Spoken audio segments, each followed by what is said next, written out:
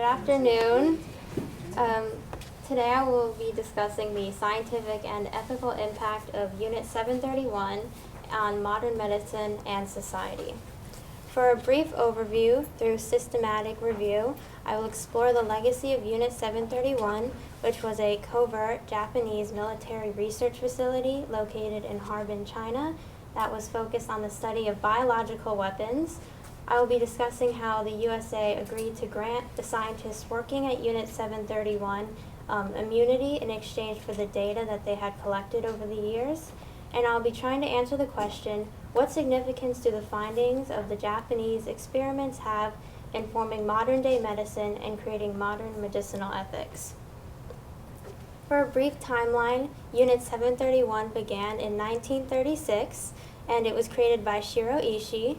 And throughout its time, it enacted several biological attacks throughout China, and it was shut down in 1945 after the surrender of Japan. And following this, the USA agreed to grant immunity in 1947, and following this, the Declaration of Helsinki was created in 1964 as an ethical guideline for clinical trials. So for a brief history of biological and chemical weapons, in 1925, the Geneva Convention banned the use of biochemical weapons following World War I due to its destructive nature. However, Shiro Ishii, who was a microbiologist in Japan, believed that if these weapons were banned, then they must be incredibly powerful and should be developed and used. So he convinced the Japanese military to fund and create the Epidemic Prevention and Water Supply Unit, and this was the code name for what was actually known to be Unit 731, which was using human experimentation to research disease and create biological weapons. So Unit 731 is famous for its human experiments, which it conducted a lot of in its effort to create biochemical weapons. And while it's not completely sure, an estimated 3,000 died from the experiments, and they were all done on unwilling subjects. Sheldon H. Harris, who was the writer of the book Factories of Death, Japanese Biological Warfare and the American Cover-Up, and who is a leading figure in the study of Unit 731, explained in a speech delivered in 1999 in Tokyo, Japan, how subjects of these experiments were captured communist partisans, ordinary criminals, political dissidents, and those who were mentally handicapped but physically fit.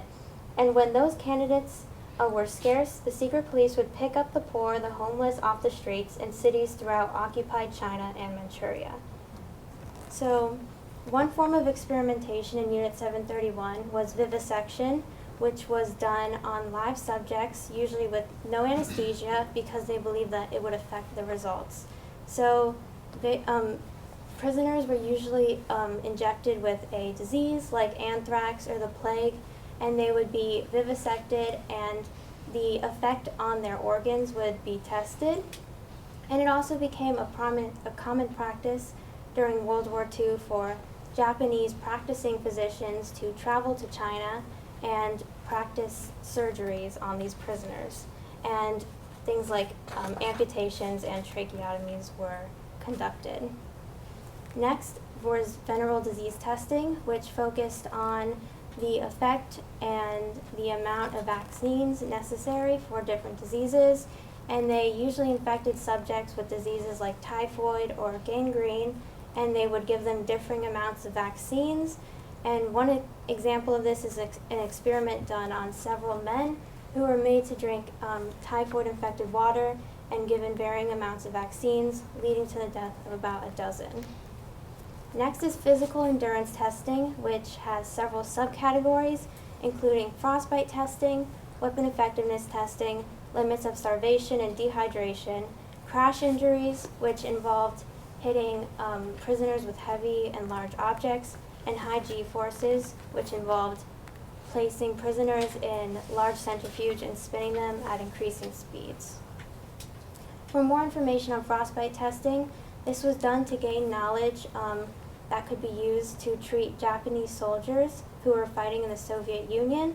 And usually during the winter, prisoners were made to stand outside at night until they got frostbite, and then they would be brought inside and varying treatments would be used to try and heal the frostbite. And this included scratching at it or placing their hands in increasingly warm water, and that was found to be an effective frostbite treatment. Next was weapons testing, which involved guns, explosions, bayonets. For explosives, prisoners would be placed at increasing distances from the bomb, and they would be tested for how effective the bomb was at differing radiuses. And prisoners were also used as target practice for soldiers. So one of the main focuses of Unit 731 was in the development of biological weapons, and throughout their time they conducted several attacks, one being in 1939 when during the Nomahan incident, which was a large-scale military conflict between the Soviet Union and Japan. The scientists at Unit 731 infected the Hala River, which was used by Soviets for drinking water, with typhoid. However, this didn't really work because it was mostly washed away, and it led to no known Soviet deaths. And in 1940, Unit 731 began enacting attacks where they would place wheat and rice and fleas, usually infected with the plague, into capsules, and they would drop them on surrounding Chinese towns. And one of the first of these attacks occurred in Chushan, which killed 21 people, and it lasted for 24 days. And a similar attack occurred in Ningbo just a few months later, leading to the death of around 100. So following the Japanese surrender in World War II, the Unit 731 officers and scientists began to burn the evidence and the reports, and they began killing prisoners and trying to escape before they were caught. And while most did escape, 12 were caught by the Soviet Union, and they were put on trial. And while they did receive life sentences, they were released in 1956.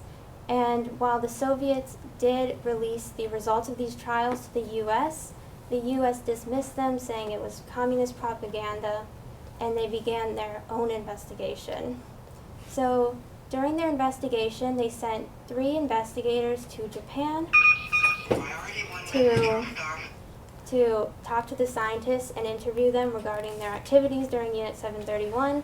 And the third one, investigator Norbert Fell, was informed of a potential deal that Shiro Ishii was willing to make for immunity for all the Unit 731 scientists in exchange for their data. And the U.S. accepted this deal in 1947, and Unit 731 was covered up, and the scientists were released. So following this, in the Nuremberg trials, due to Nazi human experimentation, the Nuremberg Code was created, which was a set of ethical guidelines for clinical trials. And following this, in 1964, a similar and more expansive document was created as the Declaration of Helsinki. This acted as a guide for ethical principles for physicians and a cornerstone for ethical guidance in biomedical research. It influenced many laws and regulations following its creation and up through its modifications until the early 2000s, and it still remains an active document today with its most recent modification in 2024. Its influences can be seen in the International Council for Harmonization Guideline for Good Clinical Practices, which was enacted in 1996 by the U.S., several European nations, and Japan, and it takes the principles from the DOH and it applies them pragmatically to clinical trials. So it's important, the implementation of these important principles regarding ethical experimentation following atrocities during World War II highlights the importance of acknowledging these atrocities in order to improve our existing regulations and create new ones. So in modern Japan, concrete changes have been made through the implementation of these GCP standards. And one example can be seen through the Pharmaceutical Affairs Act of 1996, which place strict regulation based on the DOH that ensure clinical trials are conducted with integrity and safety. In regards to pharmaceuticals, 4 clinical trials are necessary to be passed in order to ensure that all pharmaceuticals are of the highest quality. And in general clinical trial landscapes, all clinical trials are overviewed, and reports and data are reviewed to ensure they have high integrity and high safety. And similar ethical guidelines throughout several medical fields have been enacted throughout the early 2000s that require researchers to comply with the DOH principles in a modern context. So, the U.S. has yet to declassify any documents regarding how it used 731 data, and it remains mostly shrouded in secrecy and controversy and conspiracy. So one reason for the U.S. not releasing this kind of data is because during the Cold War, there was a heightened national security which threatened the free world and democracy, and national security became a daily issue for the president. And acts such as the National Security Act of 1947 were created to increase the defense and security of the U.S. So due to this distrust and insecurity and strengthening of presidential power, information concerning the domestic use of foreign data was hidden from the public. However, due to efforts by the U.S. government in recent years to improve transparency between the government and its citizens, several acts and laws have been signed into legislation, and one example is the Classified National Security Information Executive Order, which guarantees automatic declassification of documents after 25 years unless the need to protect this information outweighs public interest or it could facilitate the development of weapons of mass destruction. And another important act is the Freedom of Information Act, which allows any U.S. citizen to request documents that are declassified. And while it doesn't allow them to request for classified documents, it allows them to put in a plea for the declassification of documents, and due to its historical importance or its lack of threat to national security. Therefore, it's important to have further historical discussions and efforts to call attention to the importance of the declassification of U.S. documents regarding the use of Unit 731 data, and it's important to heighten the public interest in this and historical importance for the possibility of release. So in order to answer the question I posed at the beginning, while I found no information regarding the modern medical impact of Unit 731 data, there was an ethical impact in creating modern ethical codes and reinforcing them. Thanks.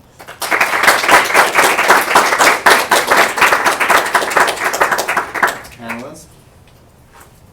Thank you, Larissa. That was very informative and also very disturbing. You did a wonderful job presenting.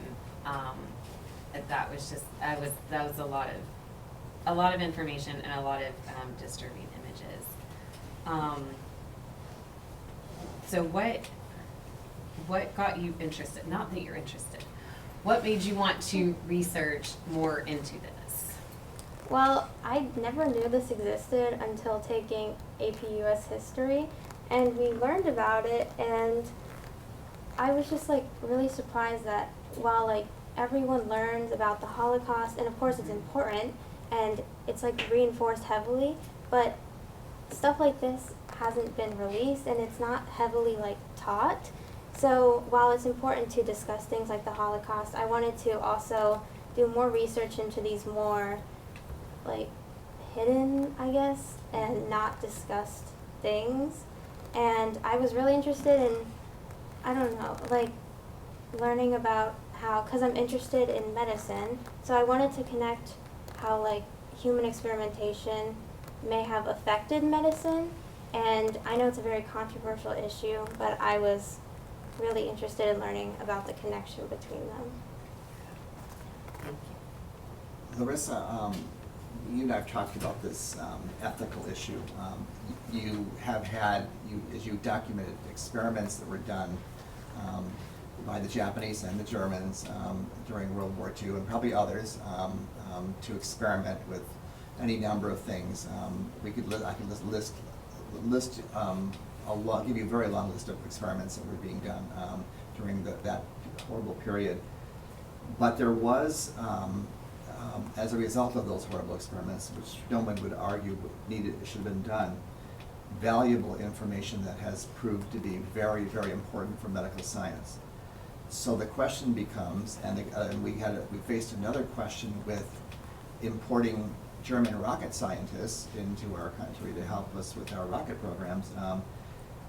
If the greater good of humanity can be served as a result of something that we all admit should never have happened, is it okay, was it all right for the U.S. to say, we need this information, it's going to advance medical science, and therefore, although no one's condoning how the information was received, we should not get rid of it because we can do something with it that would actually help humanity.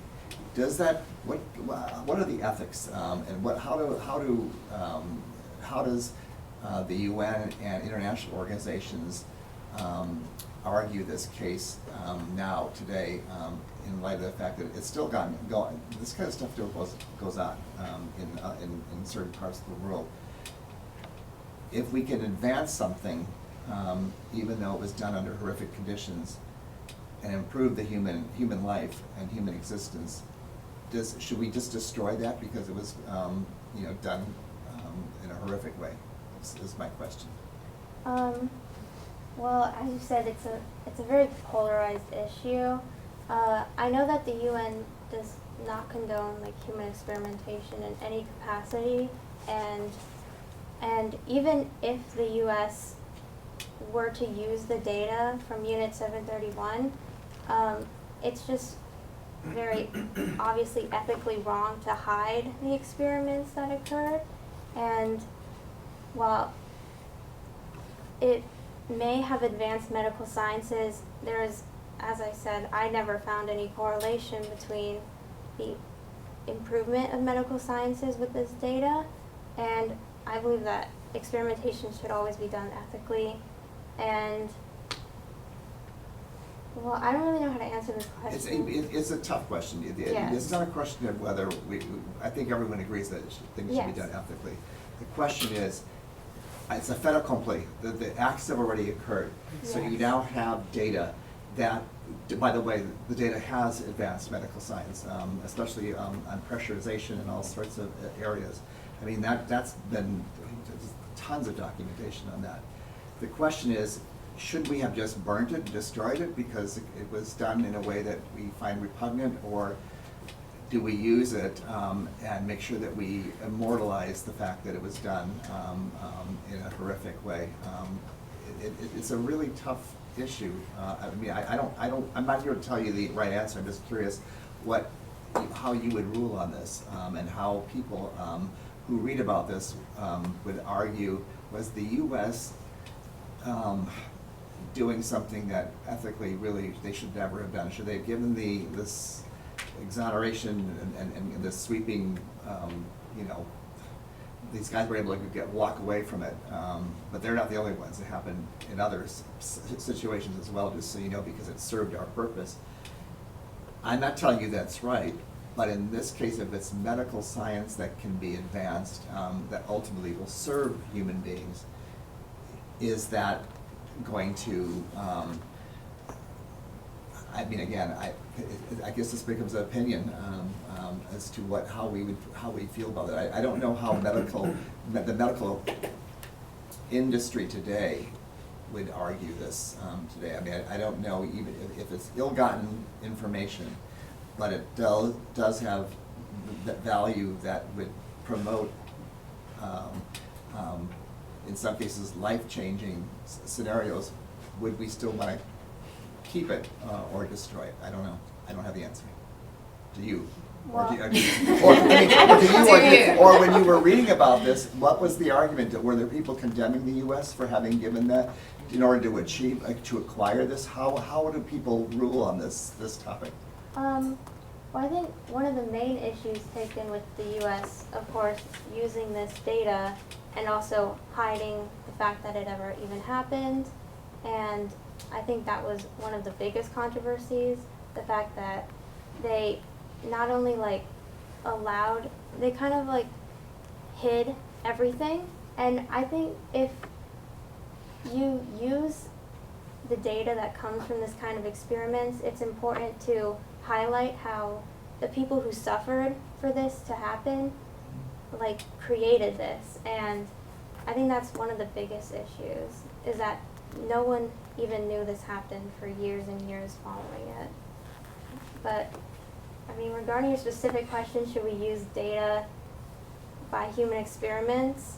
No, that's not really my question. The question is, can you use data acquired under circumstances that no one considers ethical, if it would advance something, if that we agree that this is wrong. We agree that this is never should be done, but the data's there.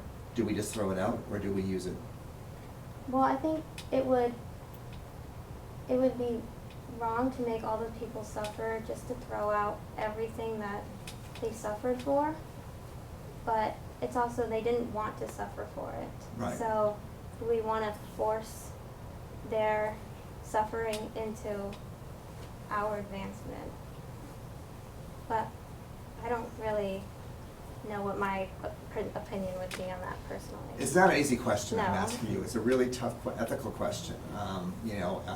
Do we immortalize them? And I have to acknowledge that we learn because of their suffering. But again, just so you know, it wasn't just the Japanese that were doing this. Yes, So. the Nazis did it too, and others. But that's why I wanted to discuss it and spread awareness about it, because it is important to highlight all the suffering that occurred to advance our medical landscape. Do we know who made the decision that we need this information? Well, I think his name was General MacArthur. Okay. And he, and also, I think it was MacArthur, and him and the chief of staff they agreed to it together. Yes. Larissa, I know that you have a background in some pretty extensive research before taking on the ASP. Last year you wrote 2 literature reviews, you engaged in team and individual research at an AP seminar. So I wonder if you can talk to us a little bit about how some of those skills that you built over the last couple of years have contributed to the work that you've done here this year. Well, I think it's been good experience. Like, those past researches really helped me, especially the AP seminar papers that we were kind of instructed on where to look and what a good paper needs for sources. So when I was doing the literature reviews, I found really good sites that you can use to find these journals. PubMed was really useful, and I think it was just the build-up of experience helped me make this a little easier. So I liked how again, just your presentation here, the overview slide at the beginning that contained your research questions. So again, everybody knows specifically what you were trying to address. Visuals were good. And just, I'm going to ask you what your opinion, kind of a little bit piggybacking off of Ms. Mitchell, but not quite, but what role does the U.S. have, if any, to try to compensate families that are being represented by international justice organizations? Remember the video we watched in class, there were these spokespeople for different organizations saying that the U.S. needs to be held accountable and that the victims need justice. So what responsibility does the U.S. have, if any, and what would you consider to be justice for the victims of Unit 731? Well, I definitely believe that the U.S. needs to like apologize for their role in covering everything up. And in terms of compensation for the families, I think it's important to discuss maybe like how these people were impacted, and monetary compensation, of course, that's never enough, but it's important to like grant the people who suffered in China and other prisoners who were taken during Unit 731 to get compensation in some form. And I think monetary and also like advocation. Larissa, you had mentioned that the declassification of those documents has not occurred yet, correct? They have occurred, or? No, Okay. they haven't. So it's approaching 80 years since 1947 when we made the deal to, with the scientists. We've had declassified documents with like the JFK assassination, UFOs, all of these different things. In your research or in your study, did they ever, was a reason given that you found where they decided not to declassify? What reason?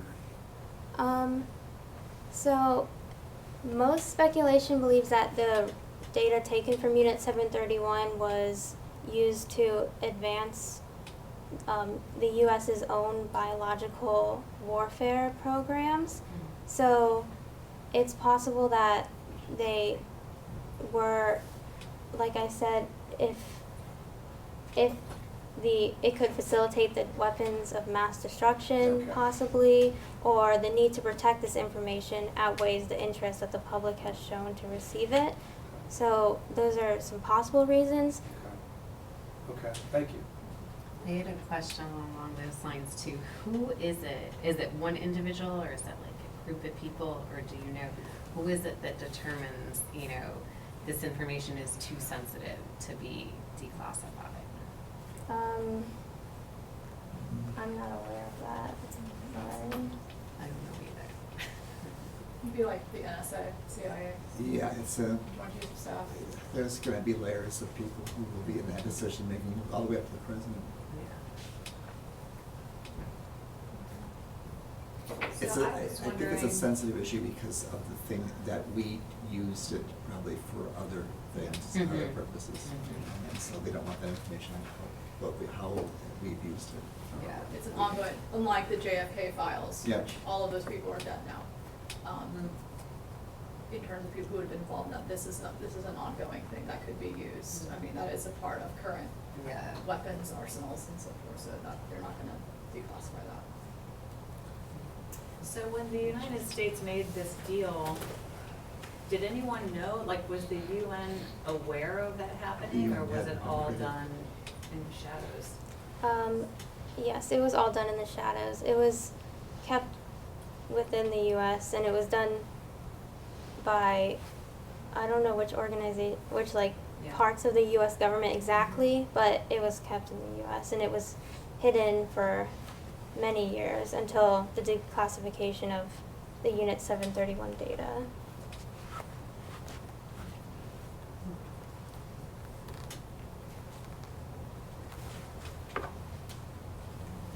There's a lot of probably unknown variables to this topic, just so you know. I mean, I haven't explored this, but the reality is, the president at the time may not have known everything, and the military government pretty much may have been calling the shots. We were also, the UN wasn't created until 1945, and it was still a very early organization, and so protocols that the UN came up with, that would have been much later.